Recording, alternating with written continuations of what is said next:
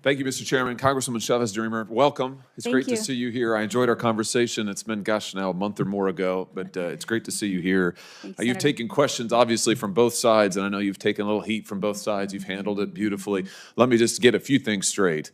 For my Republican colleagues, let me just clarify. You are President Trump's choice to lead the Department of Labor. Have I got that right? Yes, you have. And you support the president's policies and will implement his agenda. Have I got that right? Yes. And to my Democrat colleagues, you very proudly sponsored many pieces of pro-labor legislation in your time in the United States House of Representatives. You have a long record of working with labor, of working with business to try to advance a pro-worker agenda. Is that fair to say? Yes. Which is probably why the president chose you for this role, if I'm speculating. Is that fair? I think your record is really outstanding. Let me ask you about one issue that hasn't gotten a whole lot of airtime today, but I think is so important. That's the significance of immigration when it comes to the American worker. I've got a chart here that I want to show you. This is the Department of Labor's own data on jobs following the pandemic and in the last administration, in the Biden administration. If you look here in the red, those are foreign-born workers. If you look at the blue, those are American-born workers. And as you can see, the data that you can see it, the graphic itself tells the story. American-born workers, no change in employment, just a return to the norm in the Biden administration. Foreign-born workers, that's where all the jobs go. What's it mean? According to the Department of Labor's own statistics, during the Biden administration, virtually all of the job gains, which were pretty meager, I have to say, but even that, virtually all of them went to foreign-born workers. Now, we know, again, from the Biden administration's own statistics, that about 11 million encounters with illegal immigrants were recorded at the border. During 1 month alone, the Biden administration allowed 370,000 illegal immigrants to cross the border. Many of these people got work permits and started working, competing with American workers and legal residents, many of them union members. And of course, illegal immigrants, not union members, companies don't pay them the same wages. They don't offer them the same protections. Speak to the danger of out-of-control illegal immigration when it comes to wages and benefits for American workers. Thank you, Senator.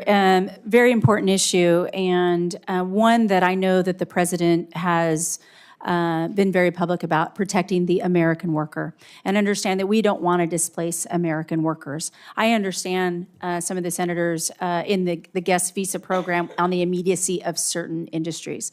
But as a whole, we want to make sure that we're always investing in the American worker first, that we want to be one of the strongest economies in the union and in the world.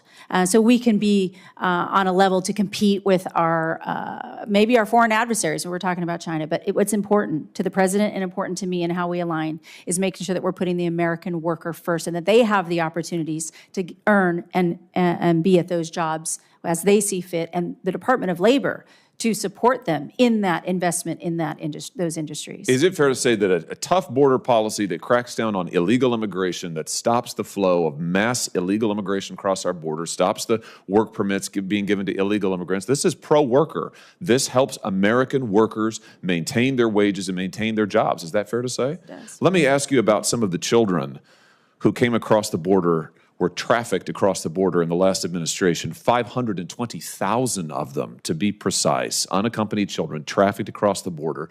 Hundreds of thousands of them lost and now being exploited by companies like Tyson's Food, for example.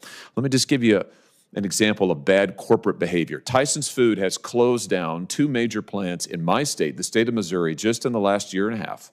They have canceled contracts with farmers. They have put thousands of workers in my state out of business, and yet we know from the investigations done by the New York Times and others that they have huge numbers of illegal child labor in their supply chains. In their factories, they are putting children who are trafficked here to work. So they're firing American workers, but they are exploiting child workers. Will you go after companies like Tyson's and anyone else who would violate our labor laws and exploit children while they are firing American workers? Yes, that's an important remit under the Department of Labor, as you know, to protect and not exploit all workers, but certainly Child labor should not be accepted by anybody in America. And the Department of Labor has the enforcement capability to double down if they knowingly are breaking the law and exploiting children in their factories. I think we've got to make the penalties even tougher. Senator Booker and I have bipartisan legislation to do that. And again, it is pro-worker to say we're going to protect Americans who are working legally, and we're not going to allow children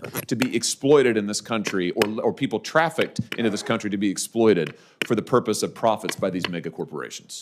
Thank you, Senator. Thank you, Senator Hawley.